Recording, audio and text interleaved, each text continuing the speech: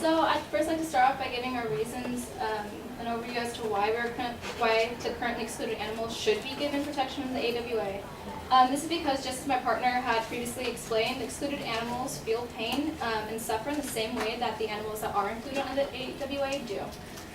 Knowing this, it is ethically unfair to exclude these animals from protection. These excluded animals lack guaranteed basic protections such as proper housing, proper ventilation, access to pain medication, and humane treatment. Therefore, we want these animals to have the basic protection, and the AWA will ensure that for them. The negative try to argue that ethical committees and funding agencies already provide protection to these animals. However, as I had mentioned earlier, only some of these research facilities have and are subjected to them. Also, these committees work by setting guidelines and proposing recommendations for treatment of animals. According to the Oxford University Press, it states that guidelines do not have the force of law. Therefore, although guidelines are required by some laboratories and funders, they have somewhat limited effects.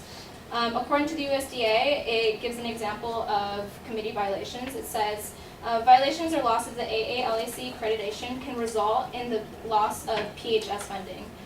Committees, when violations occur, they can withhold funding at times if they wanted to, usually warnings.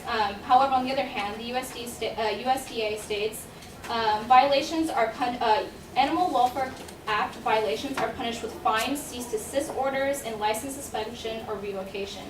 This shows that they have the power of the law behind them. That they have the power of the law to enact punishments that will ensure the protection of these animals and truly hold research facilities accountable if they have protection under the AWA. The negative try to previously argue too that excluded animals are insignificant. These excluded animals are insignificant because they don't share similarities with humans to that extent.